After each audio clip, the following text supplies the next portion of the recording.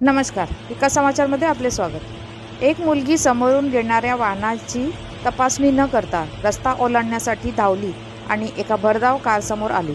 वृत्तानुसार जोरदार धडकल्यानंतर कार तिच्या डोक्यावरून गेल्यानंतरही चमत्कारिकरित्या ती वाचली.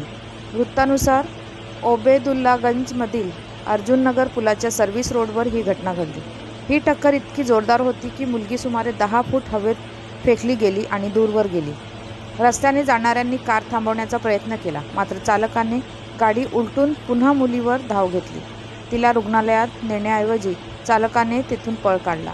मुलीच्या कुटुंबियांनी तिला तातडीने रुग्णालयात दाखल केले, जिथे तिच्यावर उपचार सुरू आहेत. उल्लेखनीय म्हणजे तिला फारशी दुखापत झालेली नाही आणि तिची प्रकृती स्थिर असल्याची नोंद आहे. ही संपूर्ण घटना जवळच्या CCTV कॅमेऱ्यात कैद झाली असून हा व्हिडिओ सोशल मीडियावर व्हायरल होत आहे.